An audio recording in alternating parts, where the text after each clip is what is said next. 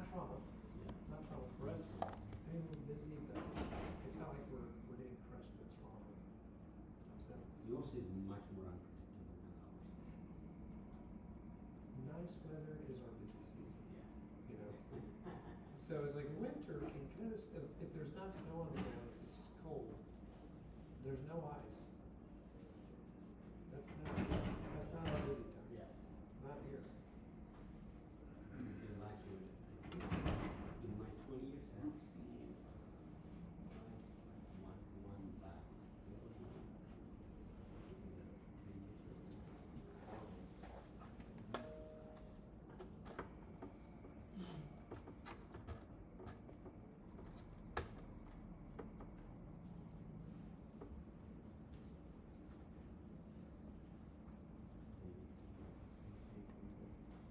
Yeah, for me it is.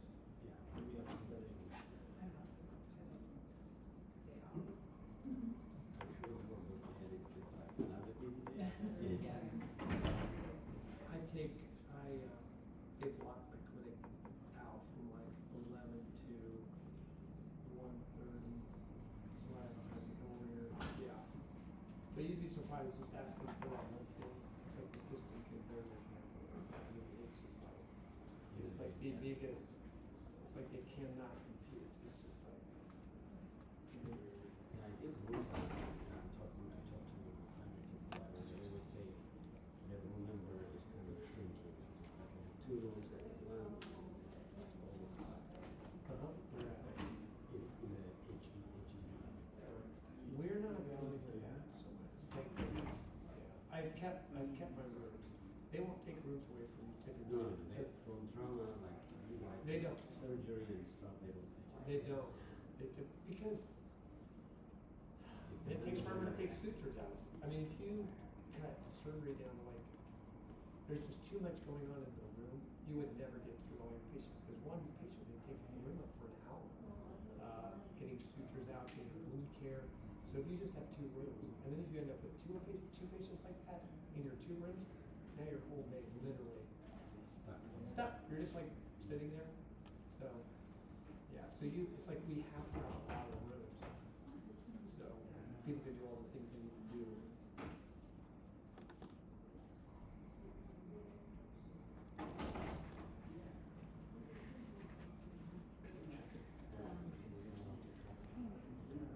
Hey Alexa, I'm ready to start whenever you are. I'm ready. I'm not sure about a recording crew. Oh, If our okay. recording crew Wagner, is are we ready? Yes. Okay, there you go. Recording in progress. Hello, everyone in Beller and everyone on Zoom. Welcome to the Office of International Programs Foundations of Global Health in conjunction with the Orthopedic Trauma Collaborative. I am Alexa Smith, and I am with the Office of International Programs. I'm the Educational Exchange and Event Program Manager. Just a little bit about our series.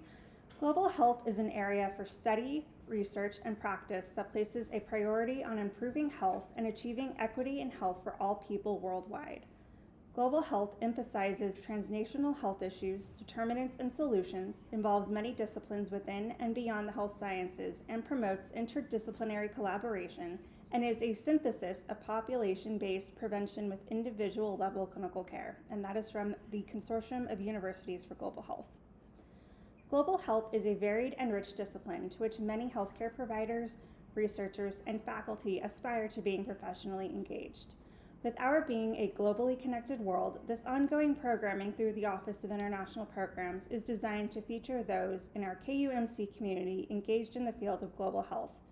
KUMC's faculty, researchers, and clinicians, our international partners, and our community partners.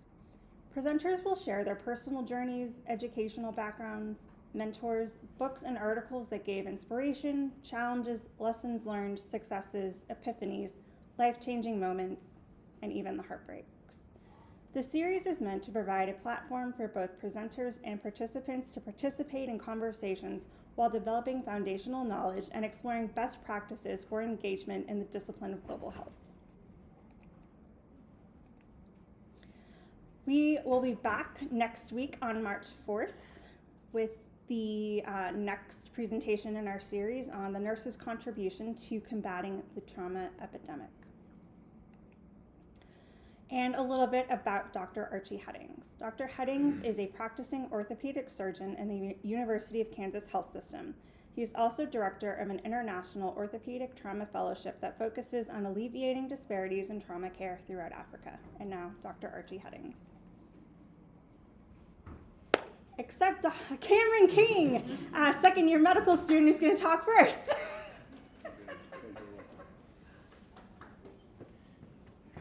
Thank you so much, Alexa, for that intro. I am definitely not Dr. Headings, have not got all the wonderful accolades he has, but like she said, my name is Cameron King. I'll be doing this short introduction today for everyone about the economic impact of orthopedic trauma, as well as a little bit of a review of some of our previous lectures. So we'll start with that. This is an overview of some of our previous lectures, just to give you an idea of some of the things we've talked about, and this will be pretty quick. So first, we initially started with an introduction of what orthopedic trauma was. We know orthopedic trauma definitely saves lives, and it helps to lower and mitigate the morbidity and mortality that we have across medicine, across the board, not just in orthopedics specifically. The second lecture we had was a brief overview of what ATI is, so what we do as a group, the organization that we work with, or also known as IOTC. And our group, we want to make sure to serve to be working on the forefront of addressing what global trauma and the epidemic of trauma is. And we know that trauma is driven by a lot of chaotic industrialization and is essentially remained unrecognized across the board. So we want to develop our group wants to develop that and get better at us as a healthcare system and tailoring that to those unique challenges. Our third lecture was on the etiology of trauma epidemic, with work-related injuries and road traffic accidents. So there's been rapid economic growth in Africa, and it has led to a dangerous transportation and unsafe work environments. And that exacerbates it's been exacerbated by limited governmental oversight that has so far found trouble in enforcing safety regulations. Our fourth lecture that we had was a brief history of medical missions and similar interventions, and we know how important both faith-based and humanitarian organizations have been and how the crucial role they've played in providing health care to the vulnerable populations that we all serve. Fifth, the most recent lecture that we had was the etiology of trauma epidemic as well, focusing on conflict-related deaths and self-harm. And those conflict-related trauma and self-harm in Africa stem from poverty, political and economic instability, resource scarcity, and weak infrastructure. All of those things are an ongoing challenge that we try to help with this organization. The next thing that I want to do is just admitting some people. Introduction into what this economic trauma, the economic impacts of trauma. So a review that I looked over, I found a paper that kind of talked about some of the disruptions that trauma has on the daily life. One being employment and work. And as you can see, on average, there was 102.3 missed work days, and approximately 13% of unemployment was after 1 year post-injury. So we can tell that that's a major impact as trauma has on the economy and individuals. Also the financial burden, specifically these studies highlighted the productivity and the income loss that we saw, and that obviously is a very clear line to the economic strain that we see resulting from prolonged work disruptions. And then finally, I wanted to talk about a little bit of the variability. And obviously this was a systematic review, so there was over 205 studies, a high degree of heterogeneity in this, and it underscored the need for a more standardized, multifaceted socioeconomic outcome of assessments. So all of this that we're trying to do is to better alleviate that problem that economic impact has on trauma, or the impact that trauma has on economics. So that is my introduction for you guys for today, and I'll give it off to Dr. Headings. Here, this is the real Dr. Headings. Thank you all for letting me speak today. You're welcome. He deserves a round of applause for sure. Thanks, everybody. When we were putting together this lecture series on trauma, and we were coming up with what we needed to talk about, this is something that it occurs as a result of trauma, but it's not the first thing that enters our mind. When somebody sustains a trauma, the first thing you think about is saving their life, right? Or saving their function. But what are the effects that trauma has on the person individually? And then in addition to that, if life is lost, or if somebody becomes disabled, what is the effect on that person's family? What is the effect on their community? And then in addition to that, as we try to get buy-in for treating this epidemic, an epidemic that's not communicable, but an epidemic driven by this complex recipe of desires and poverty and weak governments, all these things coming together that has led to this current epidemic that we have, and trying to get people to get involved in it, we thought it would be good to point out that in the midst of all this suffering, for thoughtful, socially conscious businesses and for faith-based organizations and humanitarian organizations, there is this economic opportunity. So that's what we hope to bring out with this lecture today, just touching on all of these points a little bit. But first we need to start out with, how do we get our data? When we're talking about defining illness, how do we get our data? And a lot of our data comes from these studies that are called global burden of disease studies. They do these are done ever so often. And by collecting this data across places throughout the world and over time, it helps improve healthcare systems. If you medicine 101, the first thing you have to do, get the right diagnosis. If you get the right diagnosis, you prescribe the right treatment, and typically the patient gets better. That's how medicine works. It's the most basic fact in medicine. And if we want to treat health problems globally, we need an accurate diagnosis. What are the illnesses and injuries we're dealing with? How many of them are there? Where are they at? So that's what these studies, they help us to do. They help us say, this is what's affecting people. This is what we need to treat. And then in addition to that, by looking at them across places, we can see, is everybody being treated equally? Right? So here's a good example of this. Proportion of childhood deaths by global burden of disease, 2021. Look at the proportion of childhood deaths. This red is sub-Saharan Africa.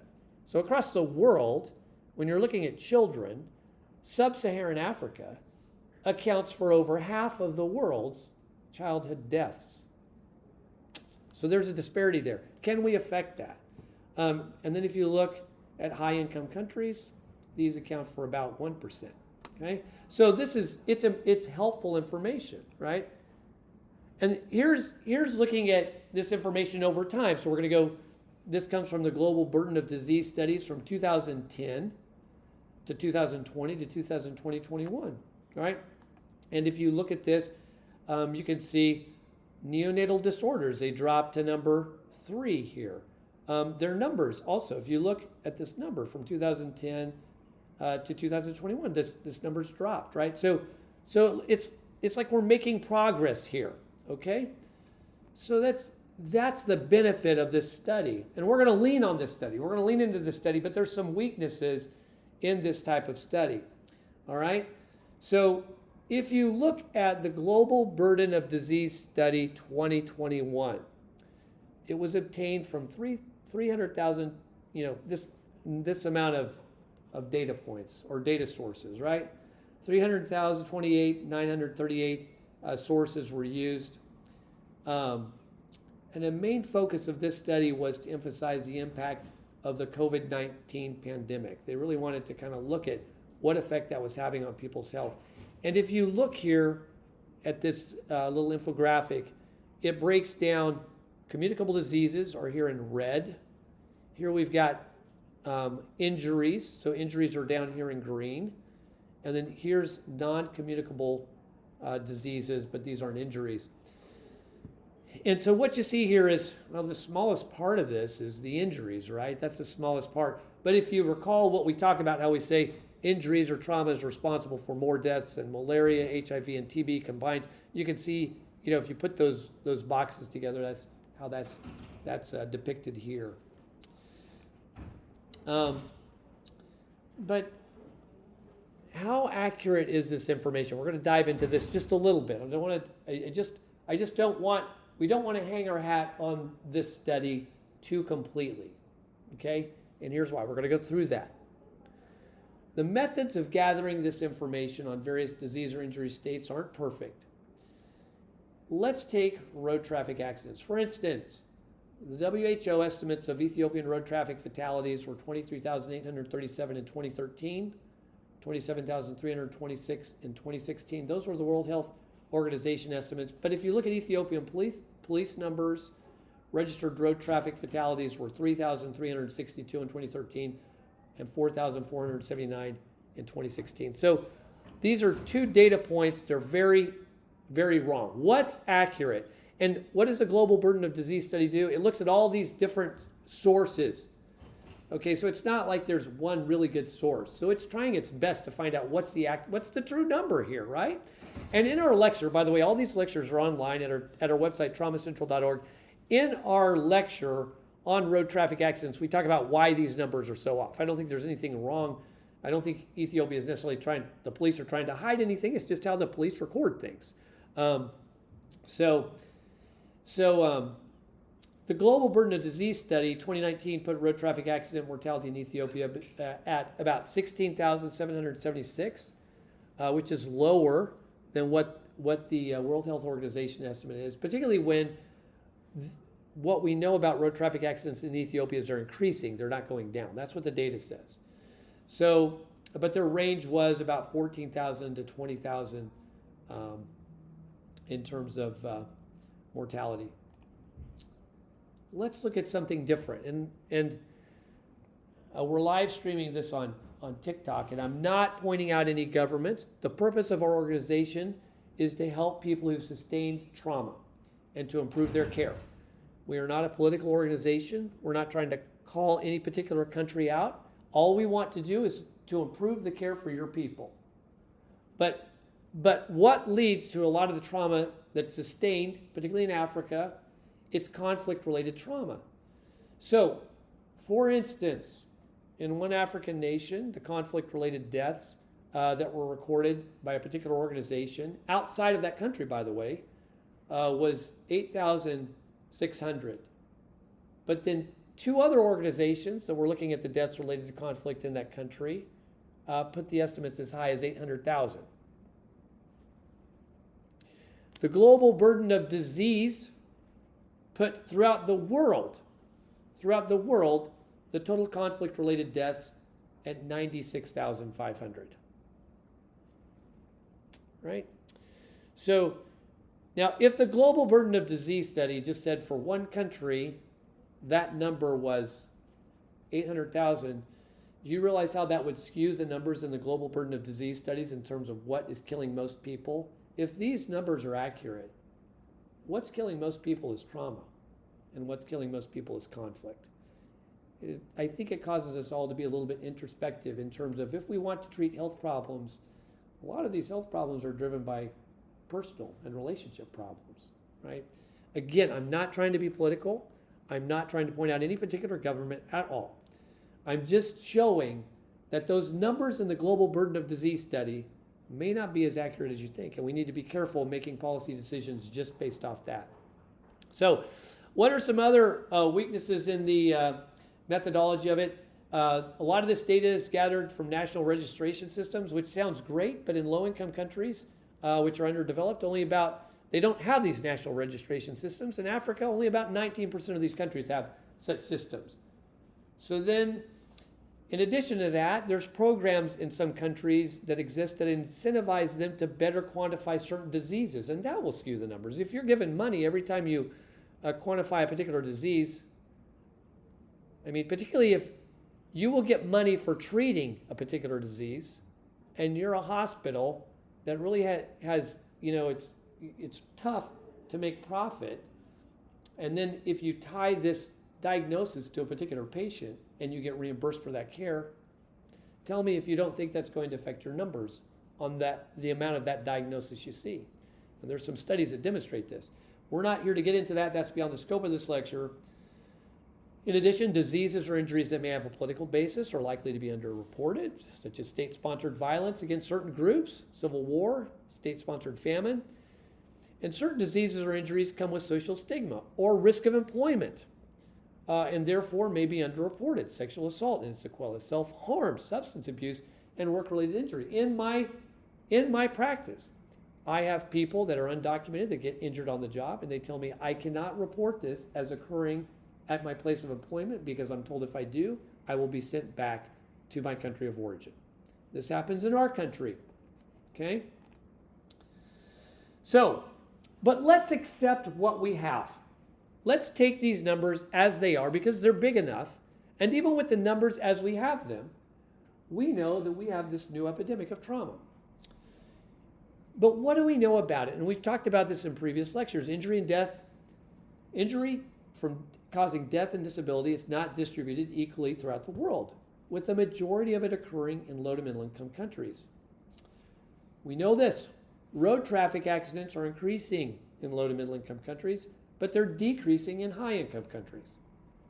Approximately 1.19 million people die each year as a result of road traffic crashes. That's pretty high.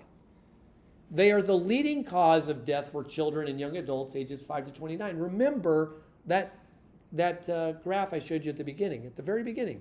Where do the majority of childhood deaths occur? In sub-Saharan Africa. What is the major or leading cause of death for children and young adults 5 to 29? It's road traffic accidents. So if we want to save children's lives and we want to eliminate this disparity of childhood deaths that's occurring in sub-Saharan Africa, let's find a good way to properly treat these road traffic accidents. In some cases, road traffic crashes cost countries around 3% of their gross domestic product.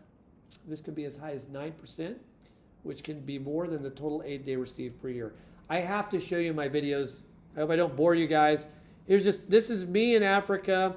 I'm with my wife, and we're on this horse and buggy. But I think it just illustrates why is there so much childhood trauma related to road traffic accidents, and I think this makes a good point. This is a place called Aswan we're at. Well, then this little guy comes up, right? And he's pretty fit. He's running alongside us. But this isn't a road just for horse and carriage. And by the way, there's lots of these kids. This is just one. There you go. Okay. There's cars driving by. What happens if he falls? And so this is, and I will tell you, this is tame. Anybody who's been to Africa, this is tame. This is tame. I've had lots of children come up to me in our vehicle when we're driving, and I've even seen some vehicles completely swarmed by children. So running out into traffic, trying to get money. All right? So you can see how poverty, because people like to give money to children. I mean, how can you not? So you can see how this can lead to children getting struck by cars. In a road traffic accident lecture, the most common form of road traffic injury was a motor vehicle against a pedestrian. So conflicts are on the rise or persistent in Africa, as we discussed in one of our previous lectures. Deaths from falls are increasing. They're up 20% since 2006. And work-related injuries are increasing. Almost 50% of the world's injury-related mortality occurs in young people aged between 15 to 44 years, which is the most economically productive members of the global population. We've talked about this before. You know, when you talk about ischemic heart disease, or when you talk about neoplasms, cancer, you know, these are things that affect a much older population.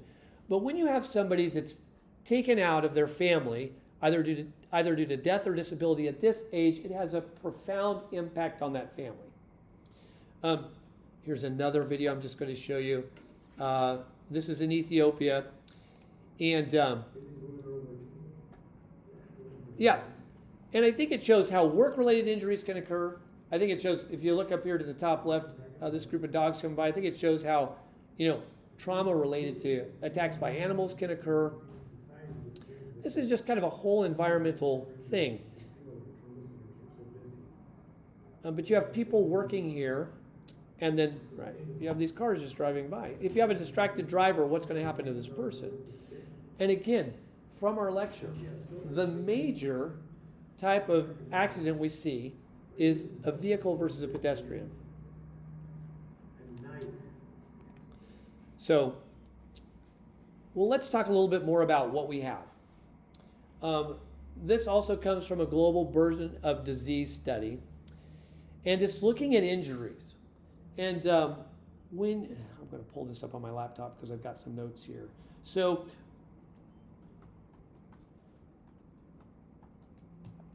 when you're looking at injuries, on the left here, you'll see the incidence. And then on the right, you'll see the years lived with disability, okay?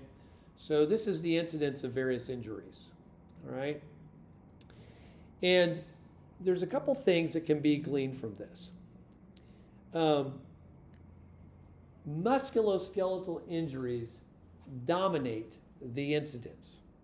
But then if you go over to years lived with disabilities, right, everything above this dotted line is a musculoskeletal injury. It's a musculoskeletal injury. What are the non-musculoskeletal injuries that really dominate in terms of their incidence and also in terms of their disability? It's severe traumatic brain injury, spinal cord injury, and burns. Those are the big ones, right? Look at this. Look at this amount of disability that comes from a severe traumatic brain injury. But other than that, most of what's driving this are musculoskeletal injuries. And in particular, fractures. Fractures result in about 13.9 million severe non-fatal injuries and account for 40% of all non-fatal injuries and 40% of the health burden, years lived with disability, of non-fatal injuries. 40%, that's fractures.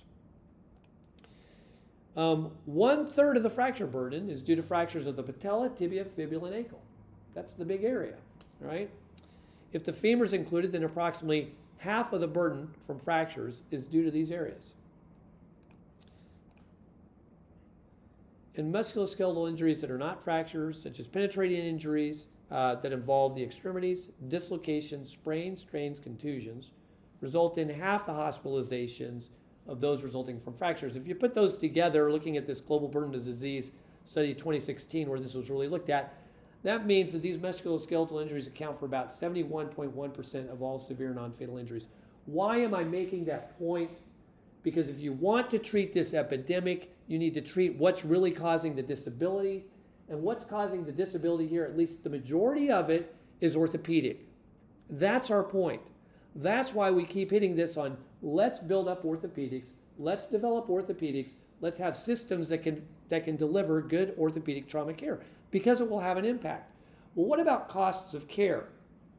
If you look at the costs of care here, and I've got some studies from the United Kingdom, a study from a low to middle income country, Papua New Guinea, and then I've got some studies from America. But what you'll see here, this one from Papua New Guinea, this graph is nice because it shows, this is what's in blue here is the incidence. So look at the incidence of fractures, abdominal injuries, burns, chest, head, right? You see this? Muscle tendon injury. So imagine if you put muscle tendon injury with fractures. You see the incidence of injuries that you have here, right? And then we look at cost per care. So if you like the cost of treating a fracture, these are the mean cost. What's most expensive actually are abdominal injuries, but then all these costs are about the same. Over here, this is a outcome and cost of blunt trauma in England and Wales. If you look at the unit cost here for like open reduction internal fixation of a fracture, it's about 1,597 pounds.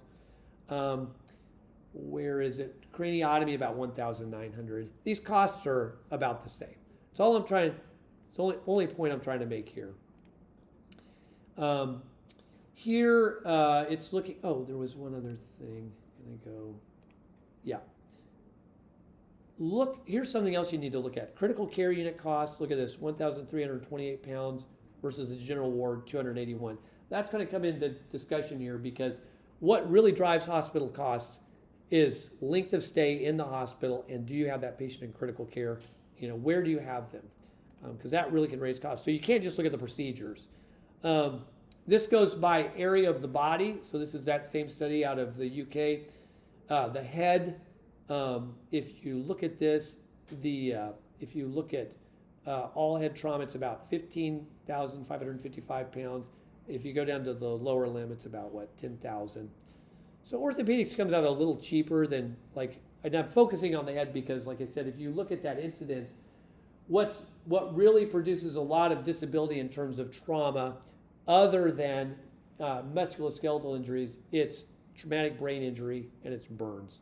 But this does it have burn on here? Yeah, here's burns right here, 13,000, right? In terms of care, this is just a U.S. study, right?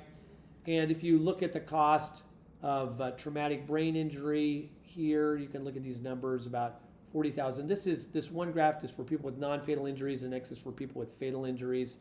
You can see these costs for fatal injuries are cheaper because, well, they don't get as much care. It can't be, on average. So, but that's the point I want to make is when you look at musculoskeletal care compared to other types of care involving other organ systems, it's cheaper, about the same. But then I want to get into what are we getting for what we pay? If you have somebody with a severe traumatic brain injury and they have tremendous cost, remember, because it's not just the cost for that craniotomy if they need it, but it's the time they're in the ICU, it's the time they're in rehab. Where do these people get that have severe traumatic brain injuries? And this is dismal, and I'm not saying we shouldn't treat traumatic brain injuries. I am not saying that. But we're trying to treat an epidemic in a low to middle income country, and we have to be responsible with our limited resources. So if we're going to spend these limited resources on something, where do we need to spend them? I think in places where we can truly change somebody's life and get them back to work and get them back to supporting their family. Because if you look at the long-term outcomes of patients that have sustained severe traumatic brain injury, here's a study. This is, I think, like 8 years out. About 50% of patients have some moderate to severe issues with balance. Motricity is your ability to just to control your muscles. About 50% have problems with motricity, right? If you look at this, cognitive and behavioral disturbances after severe traumatic brain injury, memory slowness in about 70, or memory problems or slowness in about 70%. If you look at some of this here, I don't know why I just stopped on embarrassing behavior, but it's pretty frequent. You can just see, you can just see when the costs, we put a lot into somebody with severe traumatic brain injury, and I think you should. If I had a loved one that had a severe traumatic brain injury, I'd want to put everything into it I could. But for what we put into this, are we getting patients back to their pre-injury function? And as you can see, the majority are not. What about spinal cord injury? That was pretty high on the incidence there. Traumatic spinal cord injury recovery significantly depended on injury factors. But not in one study, traumatic spinal cord injury, the results, they were not dependent on the treatment they received or the country they were treated in. If your spinal cord is transected, in terms of like your outcome from the transection of your spinal cord, where are we at in medicine? It was even looking at studies where they put stem cells in spinal cord, because stem cells and platelet-rich plasma are solving everything in the sports world, not so much in traumatic spinal cord injury. It's just not there yet, right?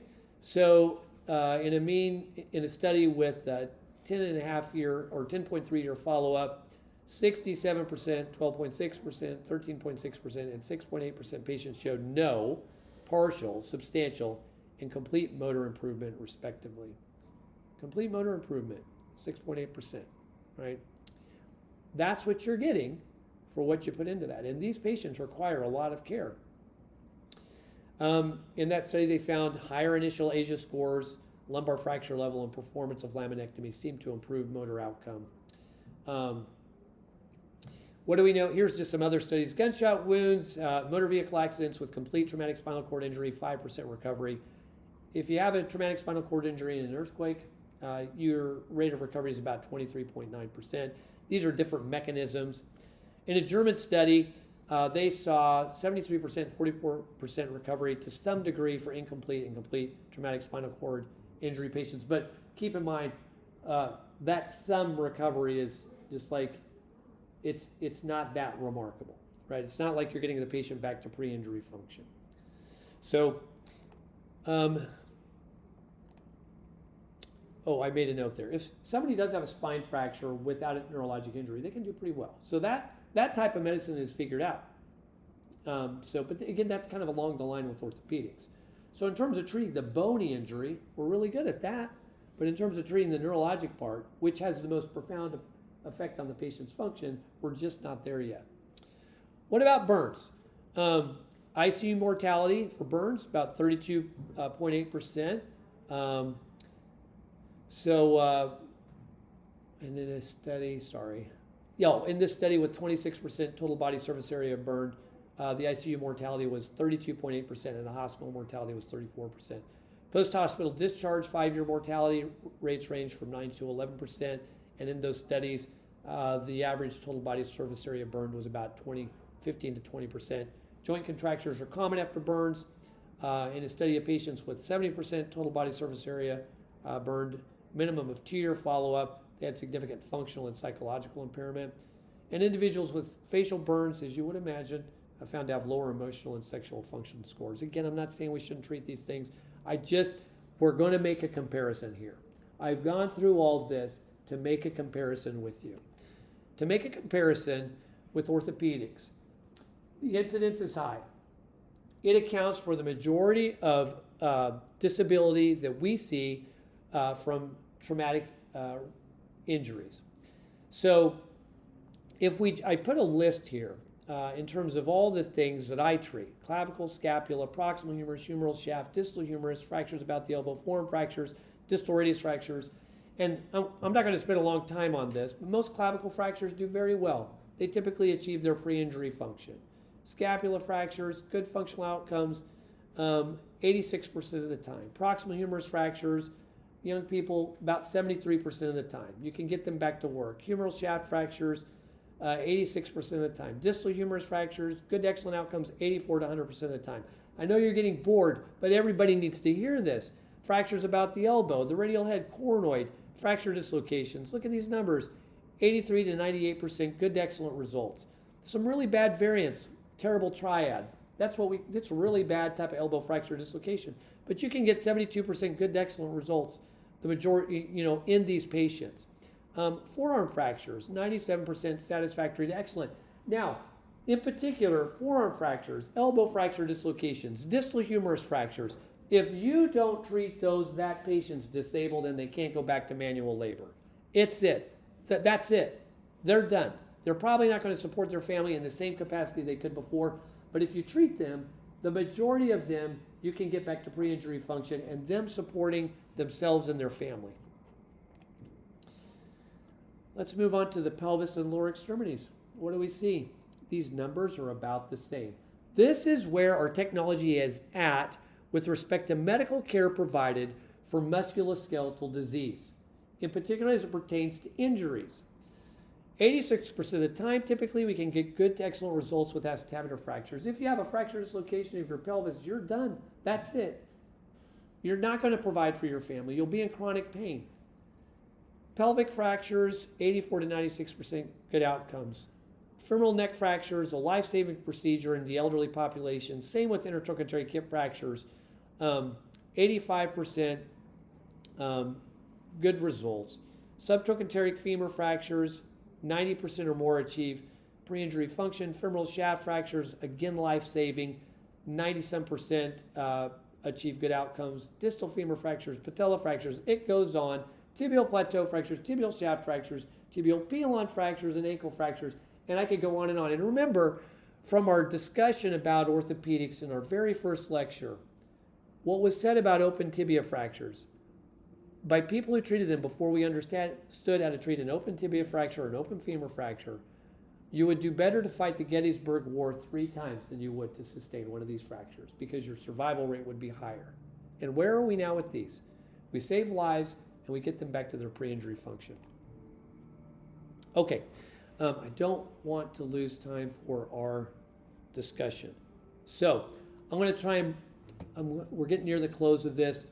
I think one thing that's really important is just for you to see what's occurring in an ER in a low to middle income country.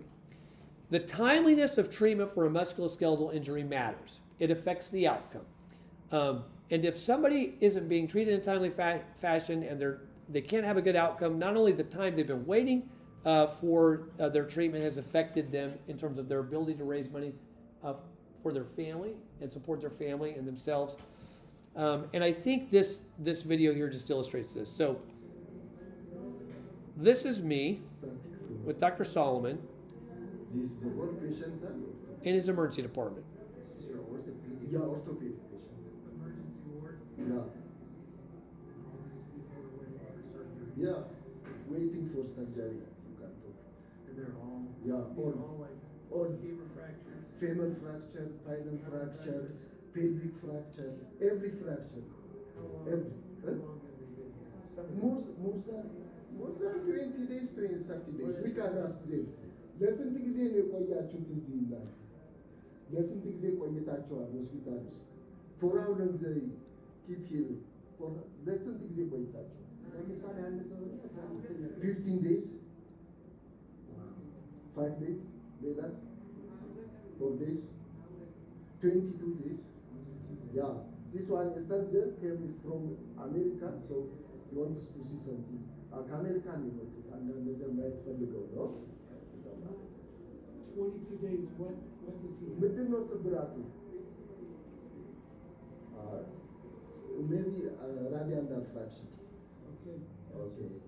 ከ22 ቀን በላይ አለ እዚህ ላይ ከ22 ቀን more than 22 days 15 days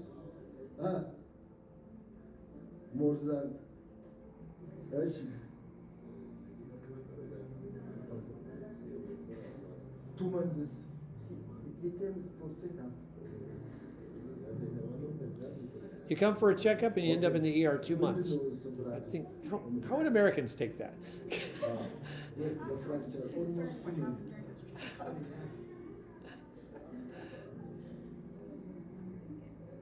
Okay, it goes on. But I think that makes a point. This isn't even the hospital floor. And there are people, by the way, waiting outside the hospital. They won't let everybody wait inside the hospital because they couldn't get anything done.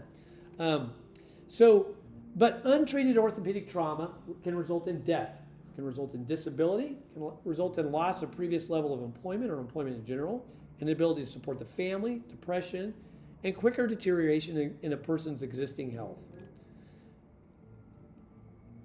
Now, when you see that many people who have a serious medical condition and they are waiting for care, to all the businesses out there that are socially conscious, that is an economic opportunity. You have a lot of people there that would gladly find a way to pay you if you could get them back to helping their family and supporting them. And although this area, where we're at right now, where that was at, may not be the most economically rich, it is coming. And if you just look at the numbers, I mean, Africa is growing in terms of their economic production output at a very fast level. And in terms of like their numbers of people, it is the youngest continent. So it is an economic opportunity. When you look at the economic contributions of orthopedic surgeons, this is just in America. I have these numbers here that I got from the American Academy of Orthopedic Surgeons. This is a number here for America in general. This is a number here for Kansas. And then I'll leave this up here, and let's move on, I think, to our panel discussion, because I think this is something that we can just use as talking points. And we'll bring up Talon Hitchcock. Talon, come on up. And I want to introduce Talon. Now, I cannot tell you how much I love having Talon on our team. And she's perfect for this lecture. She has a Master of Science in Health and International Development with a specialism in Applied Development Economics from the London School of Economics and Political Science. And she has helped me navigate a lot of this. But I want to turn it over to Talon.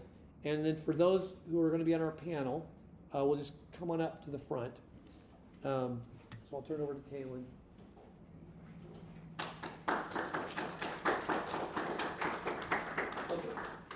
And thank you, Dr. Headings. That was nice of you to say. And is Terrence Epi on there? Yes. Okay, good. And Terrence is on our panel, yeah.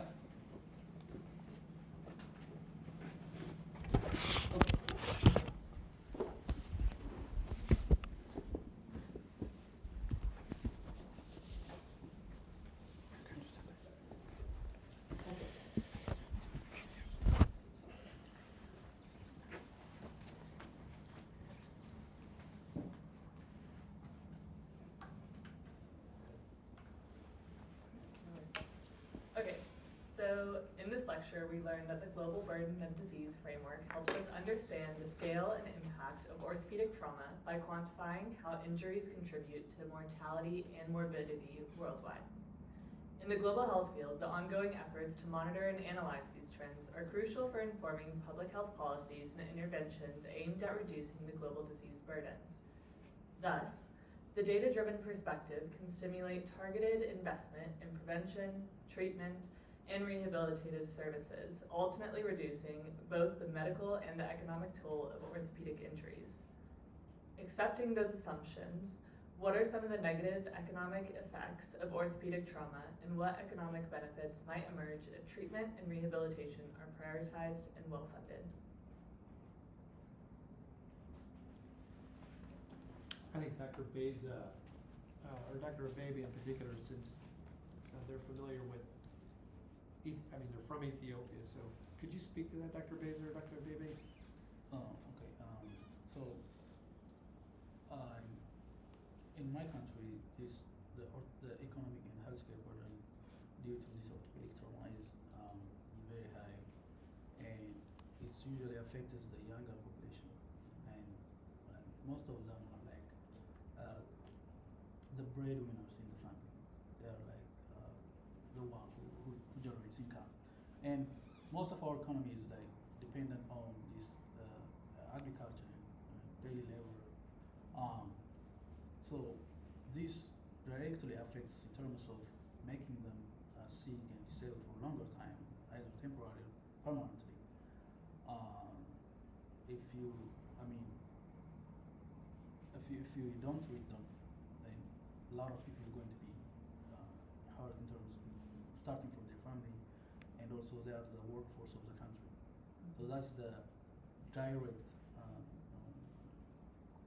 effect in our economy. And the other thing is we are not these implant manufacturers, and we buy implants, orthopedic implants from outside of the country. So it's like we have to come up with these foreign currencies to buy those stuff, and they are more cheap. In fact, one study shows it takes around 0.7 to 0.8% of our GDP to treat these road traffic accidents in my country. So it's a lot of money. You can build a hospital each year if you save something. So it's a lot of effect. And to add to that, I think he put it out pretty well. Majority of the injuries occur in the younger portion of the population. Ethiopia is a population that primarily driven by the younger folks. So I think data could be even higher than 50% of the population, if you will. The other big issue is the income level in general, regardless of what kind of work you have, either as a daily laborer or someone who relies on monthly income. If you are not able to make 1 month's income, then you're done. You don't have a lot of savings to actually sustain you. We always talk about here where you have to have a year, you have to deposit or save a year's worth of income. That's not possible because you can't make enough to sustain the whole month, let alone for the whole year. So if you have a young person of that family sustain injury, get into disability or die, this person may be feeding the mouth of maybe 5, maybe 10. And many people live in an extended family setting, and forget about the other issues. It's just daily subsistence. We're talking about food. We're talking about water. And remember, many are renters, so many people have their own home. So the repercussions are just ginormous. So just losing one person in that house means you don't eat, you don't have a place to live. Forget about, and we always talk about trauma. Remember, these are folks who have other illnesses, so they may have to pay for their medicine. So the repercussions are really high. We're focusing just on trauma because that's the path for them to lose all their ability. So, any way you look at it, it's disastrous for the family and the nation in general. Thank you both so much. And also I should have added beforehand, so I have questions listed out, and they are, as you can tell, potentially kind of long-winded questions because Dr. Headings asked me to put some background info before asking. But also please feel free to raise your hand if you have any questions as well. But thank you both for your answers. Okay. My next question, Yeah, I have a question. Hi, I'm Christy, I'm M2. I just got back from Guatemala, went on the trip there, that the school does, and one thing I noticed is that a lot of the drivers there are very young. Some of them are like 12-year-olds, 11-year-olds driving like their version of a taxi, and one of the physicians there told me that a lot of their traumas come from like MBAs and things like that. So do any of you guys know of any data that's out there that looks at specifically whether the MBAs were caused by a younger driver or their like average age? Because I know it's like not very common here to have a 12-year-old driver behind the wheel. I don't have personally those kinds of data that I come across with. But some studies show, especially one study which is done in my facility, which I work, more than 50% of patients which come to our hospital is due to road traffic accidents. Like more than half of them are from road traffic injuries, and you can think of a lot of reasons, and starting from how our community have the knowledge about this traffic, how the traffic works, and also the culture of driving and other stuff. It's a lot of problems. There is a UN road safety report where they looked at what was causing the road traffic accidents, and depending on where you're at, if it was the two big ones were passengers were the most often injured in road traffic accidents, and a lot of those were due to I think it was in the city mostly. People are transported in these taxis that they'll just pack full of people, and or unsafe ways of transporting people, like in the back of pickup trucks that they'll just stuff full of people. And so you can imagine if there's an accident, those are the people that are going to get severely injured. So that's typically what they see. And then it's pedestrians being struck by motor vehicles. So yeah, but in all the data that I've seen and looking at this, I have not seen anybody that looks at underage driving. I haven't seen that number. Thank you. At least in Ethiopia, from what I remember, there is a strict driving age limitation, and many of the traumas occur in high traffic, highly populated areas. So the traffic police obviously try to enforce. I'll be really surprised to find a 12 or 14-year-old driver. I can assure you of that. That would be very unlikely. I'm not saying it doesn't exist, but probably not the major reason. I think majority of the accidents happen because there is a driver, either young or a little older, who drives and involves not only himself but the people who are in the car, and majority of the time pedestrians that are not aware of someone driving the wrong direction, driving high speed, or rollover accident, or different kind of injuries.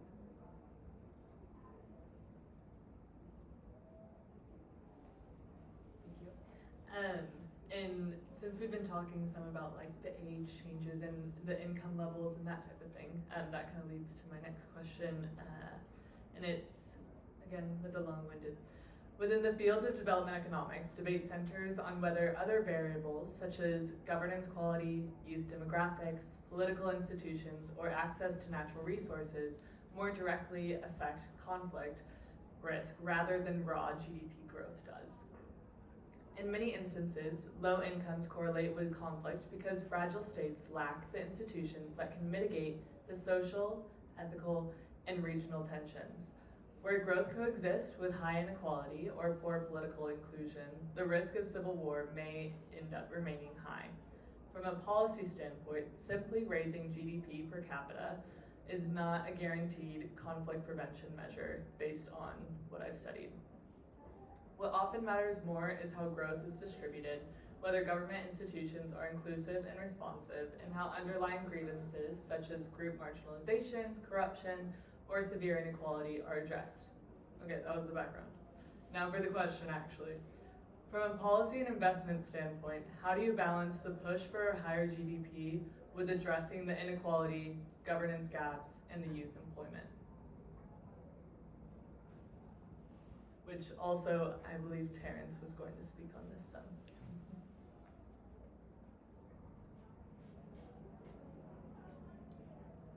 Hello, can you hear me? Yeah. Okay, so I think, thank you very much for that question. I think kind of addressing the underlying drivers of high trauma care or high trauma incidents in Africa or parts of the developing world kind of requires a multifaceted approach because you're looking at, as I think part of the panelists mentioned earlier on, you cannot just use one intervention to be able to solve this problem. In global health terminology, we call it a wicked problem, right? So it requires a combination of multiple interventions to be able to solve this problem. One way to look at it is by drawing from the WHO framework on health system strengthening, which kind of highlights 6 core areas, which involves leadership and governance, which is one of the things you did mention. And in terms of leadership and governance, we're looking at how can we bring together political leaders, how can we bring together the private sector, how can we bring together all of these different entities to be able to address the drivers of healthcare, of high incidence of orthopedic trauma, as well as putting in place the necessary infrastructure to be able to ensure that those who are injured receive the optimal care that is required and are able to heal without sequelae. So that's one way of looking at it. The other way to look at it is mobilizing the necessary financial resources that are needed to be able to, one, prevent, two, able to put in place the infrastructure that's needed for such interventions to happen. And here you're looking at how can we put in place trauma centers that are able to respond to the need, right? We're also looking at about customers or patients' ability to pay. Let's not forget that over 90% of Africans pay healthcare out of pocket. It's not like in the US where about 90% of the population is covered by a health insurance scheme. So this brings to mind the discussion about universal health coverage and the OSI code. We also look about the third component of all that framework is about service delivery. So here we're looking about quality, we're looking about access, we're looking about the diagnostic capability, we're looking about the intraoperative care that such facilities can be able to offer.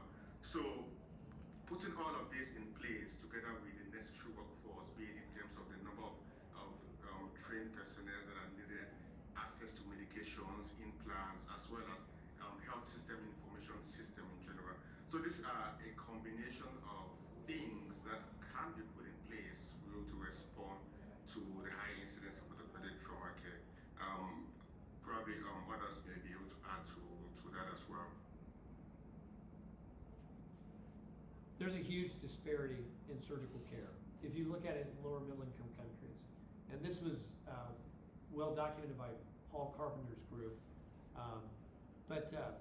you know, what you'll see in a lot of low to middle income countries is the rate at which wealthy people receive care for surgical disease is about the same rate that people receive care for surgical disease in high income countries. The big issue is providing that care to, like Terrence said, the 90% that pay out of pocket, because those out of pocket expenses for surgical care are so high that if you look at a lot of these studies that are done in Africa, a substantial portion of people that sustain some type of injury that requires surgery can't pay for it, and they never receive the care. And that produces a tremendous disparity in the population in terms of those who live and those who don't. The rich can live, and the poor, if they sustain an injury that requires surgical care that they can't pay for, could potentially die or remain disabled for the rest of their life. And the family sees that, and that creates tension within the population. So I mean, I think it's a good point that leveling trauma care, particularly when there's an epidemic of trauma throughout a society, will help build peace. It will help engender a more stable population. I think it's worth mentioning too, like as economies grow in these low to middle income countries, that as we are putting money into these countries, we build infrastructure for the healthcare as well. When we're talking about how do we kind of balance that, and I think what Dr. Headings was saying is some people can afford this, and then there's also people who can afford it but can't access it. So maybe we can help, by creating opportunities to access for people who can afford it but have to wait, like we were seeing in that hospital. So creating more, hopefully, can have an effect on the economy as well. The other big piece to it is inflation. So you have to remember, someone who used to make, like Ethiopia used to make 5,000, they used to live very comfortably, able to sustain what we call daily living, food, water, shelter, and so forth. And then they may be able to go to a hospital and get care. But now, you can't rent a place for 5,000. Can you imagine? Maybe you used to pay 200. So the inflation is so huge.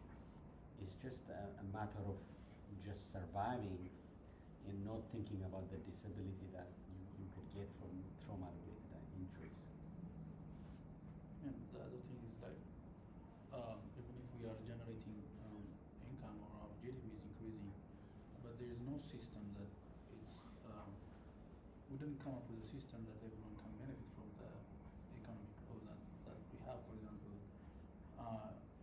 the thing is, in this country, you guys have an insurance so that you can, if you got sick, you can go and have you can have your health care. But in my country, there is no this insurance system. Everyone pays from their pocket.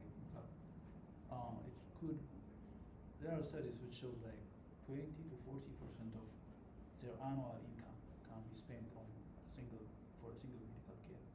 Imagine a person whose daily income is like less than $1, spent his entire savings in like simple problem. So the thing is, we need to come up with a system like insurance for our health care that we didn't have in my country. There's so much. Oh, go. No. Go. Going off that thread, my name is Mitchell Crane. I'm from the Masters of Health Service Administration program here at KU. Do you think that the level of investment in policy advocating or regulation in government, because we're working with limited resources, do you think the amount of resources going into that should be expanded, or do you think that would be better spent with helping people on the ground, like in these disparate places?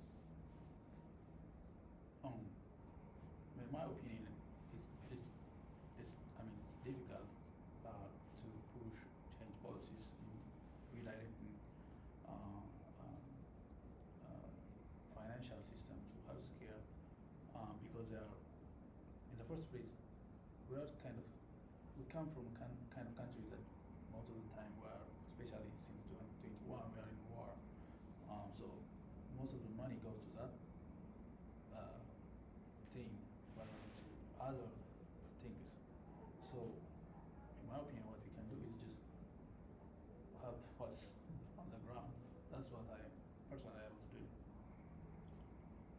I mean, it's a really good question, because you want to move policy, but you're confronted with this immediate need. And so what's the best way to go about it? And particularly for like when you have a country in conflict, the immediate need is winning the conflict. And so now all your resources, like Dr. Beza said, you can't do anything until you at least stabilize the country and you get past the conflict. It's hard to invest in healthcare. It's hard to invest in developing, safe workplaces for your people and building the economy. And so it's a huge thing. But no policies, but just throwing money on the ground, then it won't be sustainable. And I think the way you get something that's sustainable is you have to change policies. So, I don't know, does anybody else have a comment? I think that's a great question. I think it's a great question. Yeah. And I think for us, I've thought about this before, because we've talked about, like, we're kind of treating this on like a tertiary level, and you can do it on a primary level, right? Like, how do we fix the traffic problems? Or, well, we are healthcare professionals, so for us, this is our wheelhouse. That's how we feel like we can contribute, and we're not policymakers. But I think if we can create awareness, hopefully it inspires that. When we say, oh, there's this growing problem, and we're creating awareness around it, then hopefully communities can say, well, what else can we do? Or we have people in, people who can make policies, which is not us, who feel inspired, to change or, do that. So I think for us, working on the ground is just the starting point for us. And remember, every country, when years pass by, the budget increases, you build new infrastructure, you build new hospitals. The problem in Ethiopia, and probably the effect in many African countries, is you can't even sustain the ones you have. Keeping them, and we talk about Abbott Hospital, it's a hotel converted into a trauma center. They run into trouble all the time because either this machine is not working, or this machine is not working. So even sustaining what they have, let alone infusing cash for a new project, is nearly impossible. And I have to say this about Abbott Hospital, because it showed a video of it, but some of the best surgeons I know, literally, are at Abbott Hospital. So it's just, I have to be so careful about, I just want to throw that out there right now, because I think people can look at this and think, oh, that place needs a lot of help. Okay, they need resources, they need a new hospital, which we're trying to help build for them, but you couldn't ask for a more top-notch group of surgeons, I'm just telling you, or healthcare providers. This policy question you ask, I would love to talk with you about that outside of this, because it's such a good point that you make. This isn't necessarily a question, but I think it's a point of that. What's so important about our group, obviously not we're biased, but creating awareness in this is, like Lori said very elegantly, is the key to making the change in policy that we have to do. So I just want to point that out as we continue to make the research, continue to gain knowledge of it. It's very helpful for the people who do make the policies to recognize, because we have to make them know that this is, it's almost we're this thing for them. So doing a great job. And I would just add, in terms of sustainability, I think that's been for a long time kind of our vision on kind of developing a hospital or being able to equip them with updated supplies, is that from my understanding, there's kind of two different spheres. There's the public healthcare system, which provides free services and is government funded, and it's not able to address the load of trauma that comes in the door every day. And then there's the private system, which some people can afford, and if you can afford it, you can get your immediate care, but it's not accessible to a lot of the population.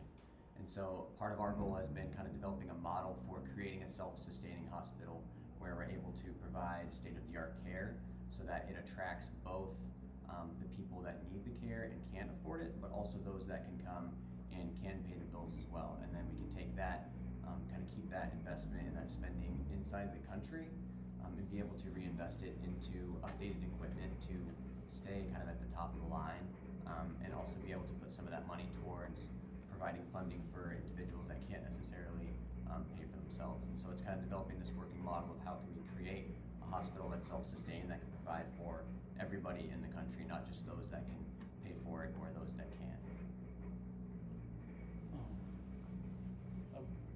I mean, what what is the best way to prevent a problem to happen is not to be in it. The first way, that's preventing. So, for example, if you have like most of our patients suffer from road traffic accidents, more than 50%, the best way, in my opinion, is like to put like road traffic rules in, teach them from in the schools and stuff, so that you can make the people be aware of how the traffic works in. But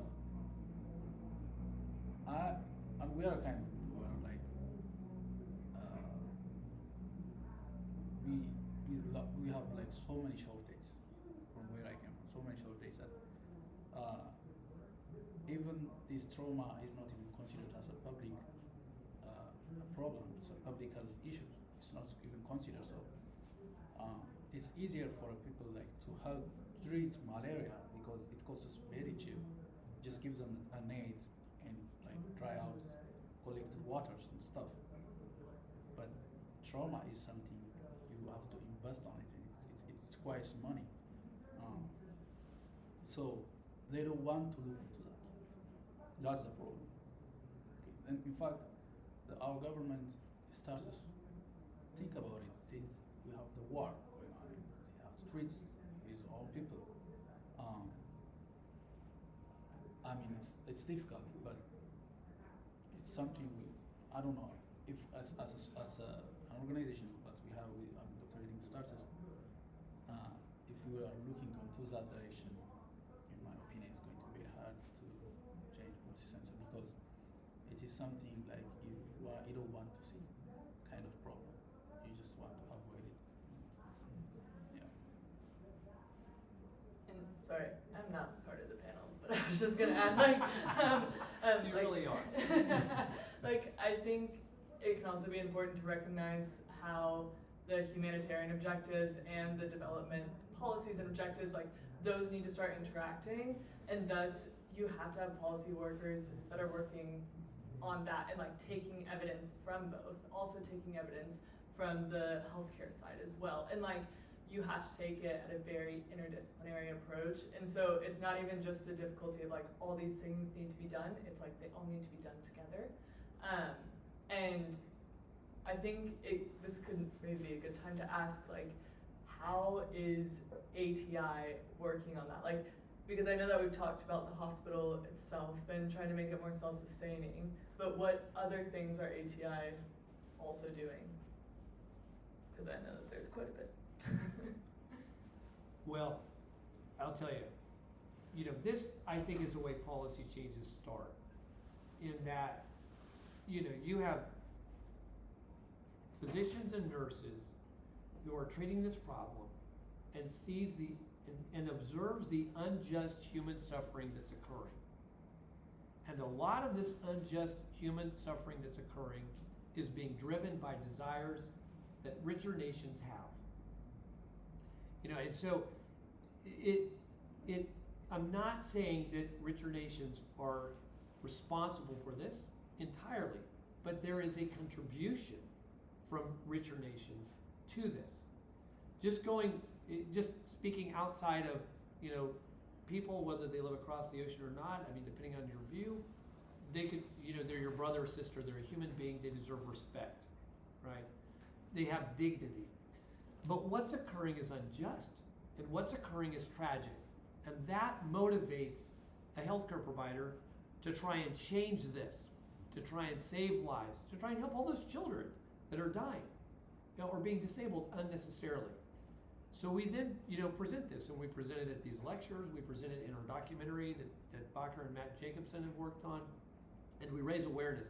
And I think if you look, if you look at how a lot of epidemics have been overcome, it starts with that. It doesn't start, I think, with a policymaker, who's not seeing the suffering. It doesn't start there. It starts on the ground, and then it builds, and then the concerned, caring, socially conscious policymakers get involved, and they do their work.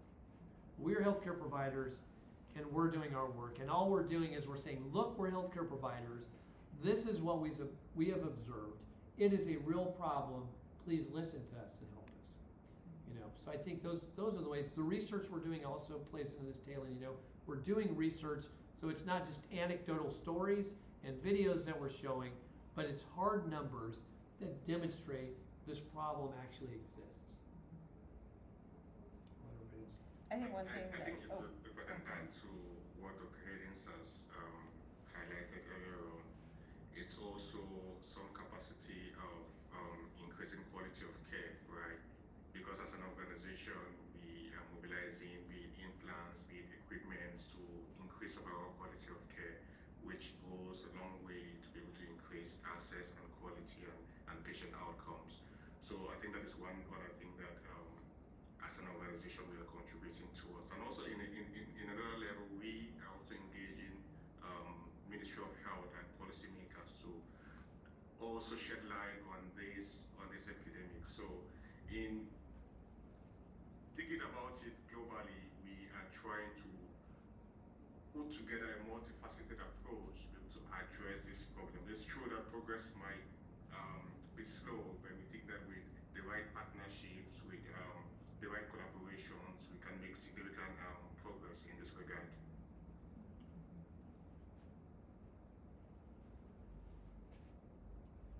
Lori. well, I was going to say something similar, honestly, that he just said. So, we started out by noticing that there was a problem. We wanted to fill a hole by educating people. And then once we started that, it snowballed, and we started, okay, now we're going to include economics. We had Terrence, and then we're going to include the film and media departments. We keep it just keeps growing, and we've worked with, like he was saying, Ministry of Health, and we've worked with the provost of medical schools, and we kind of keep we're not intentionally, in some regards, we're intentionally going out there and saying, hey, do you want to be involved in this? But it's you start attracting people who are interested in helping this as it grows. And it just started out as one thing, and it has just kind of grown. And yeah, there's so many things, like you said, Taylor, that we're doing, but it's not even just us, it's just kind of branched out into these other disciplines. So, and I think as it does grow, I think we'll continue to see that happening. The other thing about the research is having the data actually reflect what reality is. I think the numbers show there's a trauma epidemic, but in speaking with bigger organizations that are involved in making policy, they don't necessarily see that. And the things which I'm told by some people that are involved, these organizations that are involved with making policy, when I am delivering care, I don't necessarily see the things they're saying. So that's why these what is it that's killing Africans? Are they dying in droves of ischemic heart disease? And they're just, is that what it is? Is that what's hitting people in lower middle income countries? Is the majority of their societal burden, people with, that have neoplasms, that need to be addressed? These are the things that I see when I travel to low middle income countries.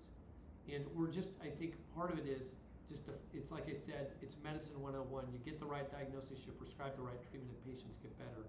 There's a lot of people that want to put money into low to middle income countries, but I'm not sure the manner in which this money is being put into these low to middle income countries with respect to healthcare is being spent wisely, because I don't think they've got the exact diagnosis.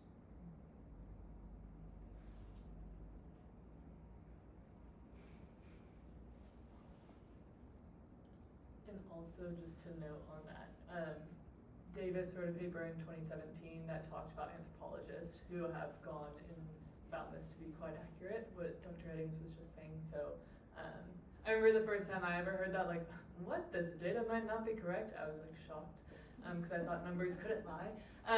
But so that can be a good paper to read if anyone is interested. Just wanted to throw it out there. But does anyone have any other questions? My question is to Dr. Beza, maybe Dr. Haring could help him. I'm not familiar with the medical education system in Ethiopia or anything, but how much do you think bringing in changes in the education or training process could help in? Because why not train general surgeons to do common orthopedic procedures, or ER doctors, or because when you have staffing shortages or budget shortages, that a possibility? Is that something that could happen in Ethiopia, do you think? Previously, it was being done by general surgeon. Oh, okay. So orthopedics comes to play like probably 20 years because people used to go to these traditional bone setters and traditional treatment ways rather than coming to a hospital when they have some orthopedic related injuries. So still in some places of Ethiopia, the general surgeons are the one who are doing some orthopedic procedures. Actually, even lower, like there are general practitioners who actually, we call them GPs. It's like close to a British system, the way we were trained. The issue is not just the manpower. Of course, there is an issue with the manpower, but it's the economic impact of those needs that actually makes a problem. So you may have a health station. All you probably can do is splint, wrap, and send to a potentially tertiary or secondary medical center. So it's more of a resource issue, although there is a manpower training issue, but it's primarily the resource issue and facility issue. I wanted to give scenario of my country. Can I? Yes. Yeah. So I'll give it. For example, I'm from Zambia, right? Yeah. Zambia is one of the lower mid to income countries. It's particularly like the way Ethiopia is, but I'm sure we're in the same circles. So there it's like if I can approximate percentages, right? It's about 10% of the whole population. 10% are those high profile people who are doing good, but 90%, maybe even 95, are the poorest. So if you look at on how you can like help in case of going to economic way, it's like trauma in itself or cases that we deal with ortho and so on. There's a wide margin in terms of money that for you just to treat a fracture, you need a lot of money. Fracture needs any type of orthopedic cases that you use implants, isn't it? So for the implants there, we find it difficult just to for us to have implants are very scarce. If any hospital has, they would have spent money on importing those implants. You get the point. But importing those implants requires that one has had spent money. So if a patient comes, you need treatment. It means because they imported the implants and so they are charging a patient on a higher amount. So the people that can afford for someone to be treated from that fracture is on those higher, the 10% that I talked about, for example. The lower income, there are a lot who are being affected with, a lot of accidents, trauma, and so on. It's because of, we have, for example, bad roads. That's one of the leading cause of, accidents, and so we have a lot of trauma cases, for example. But those people, for them to get treated, you need the proper implants, and because you need proper implants, those people cannot afford, money. So on the higher profile, for example, let's say this person has a higher position, they have a fracture, they'll easily go and get treated because even if you imported those implants on a higher price, they can still afford. But remember, that's about just 5% of the whole population. But the rest of the 95% or 90% can't afford. So you find that someone maybe has had a fracture for a long time, maybe it's non-union or it's stayed because not that they can't go to, they are willing to go, but because of the price at which you imported those implants, they are unable to. So I mean, you need to leave. So sometimes you just leave like that. They really want to, but because of the money and the cost of the implants, they can't really afford. Yeah. So it requires a lot of sectoral approach and so on. With accidents, they happen every day because of bad roads. So if someone asks me like what can you do to prevent, for example, a lot of trauma cases in your country and so on, I'll definitely start with roads, for example, because we have bad roads that accidents occur almost every day. Almost every day. For example, another factor could be drugs, for example. When you have a lot of few things to do, people involve themselves in illicit drugs, for example. Yeah, so drugs is also one of the, youth, when you have nothing to do, you involve yourself in drugs and so many other things. But those are the topmost. If, for example, in my country, you want to end one of the leading causes, to trauma cases is accidents, drugs, but accidents moments is because of due to bad road network.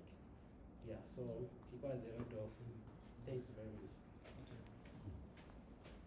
So for everybody, this is Future. Future is our first nursing fellow. So he comes from Zambia. He works at Dr. Kenda's hospital. Yeah, I could not think of a better first fellow for our nursing program. So good to have you, Future. Thanks. Okay. And how much time we got? You probably better. Yeah. Did you have any final statements you wanted to make? Just thank you all for your time. Really appreciate it, and it was really nice hearing your thoughts and also your lived experiences. Thought it was very impactful. So, thank you.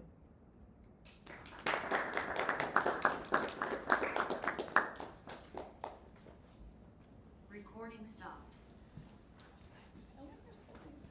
Always. My favorite. Hey, Dr. Good to meet you. Sterling, nice to meet you. You are. Can we get a group photo real quick? I've been on business here about 2 years now. Oh, they're gonna be Oh, yeah, I mean, so I just got accepted. Oh, yeah, I weeks forgot. ago. So he went on The trip that you didn't go Like, you know, right? First 2023. yeah, like how much Yeah, back first so. So I've been around, but I'm working at the Providence Medical Center right now, so it's road tech, so I can't just make the meetings. Good luck. Thanks so much. It's good to meet you. Thank you. So much fun. Yep. I'll Stay see you in touch. around. Can we get a group photo real quick? Yeah. Doctor. Can we get a group photo? Oh, yeah. Thank you so much for taking time out of your busy schedule to come and do that. That was awesome. Below the 10%. Kaylin, You're in the 9%. Okay. can we get a group photo? Everyone just kind of stand by the projector. Really great job. That was awesome. Come on, Yeah, Laura. great job. Can we I love it. You guys projector did a off? great job. Thank you. Yeah. Can we turn the projector off? Okay. I guess let's come to this corner. Where's Dr. Basin? Come on, Basin. Yeah, future. Future. Yeah. Future just jumped on the piano. I love that. I love that. I love Alright, that. everyone smile. 3, 2, 1. 3, 2, 1. Well, let's take a couple more. Everyone smile. 3, 2, 1. 3, 2, 1. Okay, one more photo and we're done. Everyone smile. 3, 2, 1. Great job. Okay. All right. Okay, all right, I'll see you. Thanks, that was a lot of fun. All right. You liking it? Okay. Did you, was there anything that you didn't get right? Because if there is. No, a lot of stuff. Okay. The main thing was you kind of like what we were talking about how expensive everything is, right? Yeah. But then it was like, okay, but it's gonna push people below. Yeah.